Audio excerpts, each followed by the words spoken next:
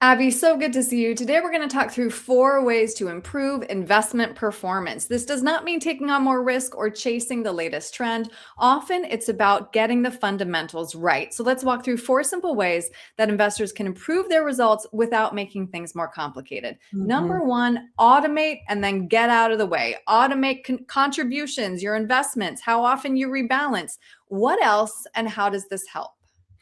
Automation is one of the simplest things that people can change that makes the most difference. Yeah. And this is true in a lot of areas of our life, and especially true with finances. So, the reason 401ks have taken off so much and work so well as a savings and investment vehicle is because largely they're automated. A Yeah. lot of times when you're hired, you are automatically enrolled in a 401k. You can choose a percentage, of course, but there's usually a standard or a minimum, and the ball just starts rolling without you having to lift a finger. That money is in your 401k, out of sight, out of mind in this instance is a good thing.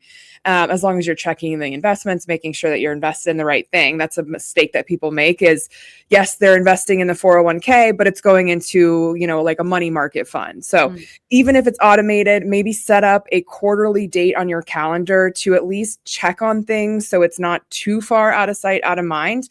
But with all of your savings, with all of your investments, if you're a business owner and you have your own retirement account, whether it's a SEP or a simple or just a traditional or a Roth IRA, that needs to be set up automatically as well so that you can have the same structure as, just a regular employee at a company because it Right. works really, really well. Right. If you have to go in every month and decide how much you're going to invest, decide what you're going to invest in, that takes a lot of time, that takes a lot of mental energy.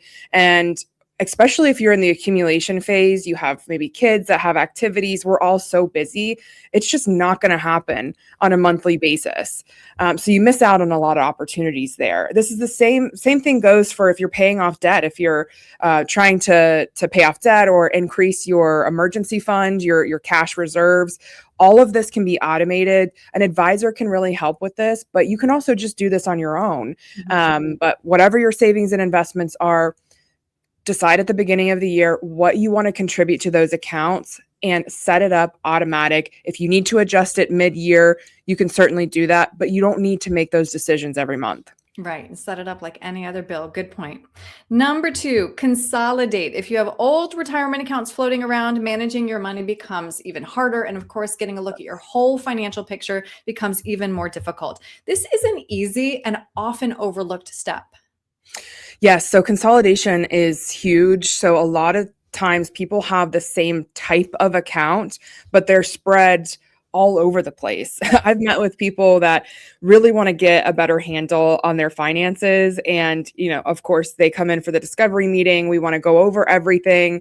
And we'll be sitting there talking about their different accounts. And then an account will pop into their mind. They'll be like, wait a second, I think I might have another IRA or 401k at, a job that I left 20 years ago. And it literally is not even on their radar. And this happens more often than not. So as people are more frequently changing jobs, this is becoming more and more important Right. because most people don't stay at the same job for 30 or 40 years. So you can consolidate most of those accounts. You can still diversify over the companies you're invested in, the investments that you have, the funds you're in. So it's not putting all your eggs in one basket. It's just making things simpler on you. And also, if you do need to have multiple companies for whatever reason, there are software and apps available that you can load all of your information. And I use one that makes my life a lot easier. So I have all of my investment accounts in there, my retirement accounts, my emergency fund, everything is in one place. So I can truly go in, on a whatever basis I choose to, on a monthly basis or quarterly, and see the full picture. So I know where I am, and nothing is falling through the cracks. Hmm. Right. Despite the fact that often those forgotten 401ks have incredibly high fees that a lot of people aren't taking into account either. So many That's right. benefits with that one. Number three, define your time horizon before investing. This can help guide your decisions when it comes to buying, holding, or selling an asset. Yeah, so time horizon is one of the aspects of what we call a risk profile. And so when we work with clients, we want to define their risk profile. And this really is composed of a couple of different things. So your risk tolerance is number one. So that's how you emotionally feel about the ups and downs of your investments. And then the other part of that is the time horizon that you have. So how long do you have before you need this money? So when I work with someone that is, 10, 15, 20 years from retirement or 20 years from whatever goal they have, we're investing that money very differently than if I'm working with a client who is saving and investing to open a business in 2 years. And a lot of people get in trouble when they try and speed up the time horizon. So if you have a goal in a couple of years, that money really should be, fairly conservative, because what you don't want to happen is right on the cusp of you needing it, whether this is opening a business or paying for your child's college or retirement, the market to take a dip, and all of that time that you've spent saving for that, kind of goes out the window. So this has to be defined. Each bucket of your money needs to have a specific role. So there can be short-term, more short-term buckets, mid-term buckets, and then longer-term buckets, which this is a great example of that, or illustration of that, the bucket strategy. So your safe money is going to be in cash and cash alternatives. Just make sure that they're being managed so that you're not losing money, or you don't have more lazy money than is necessary.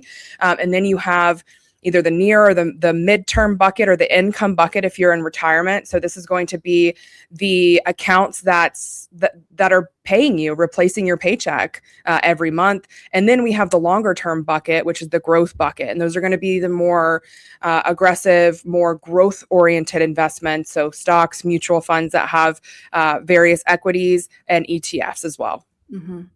All right, number 4. I feel like this is easier said than done, though, Abby. Save a little bit more money every year. And this, you brought up a really good visual for us to kind of help understand how this can make a huge difference. So let me just pull that up. And this example shows, this is assuming $80,000 starting household income increasing at 3% per year. What are we looking at?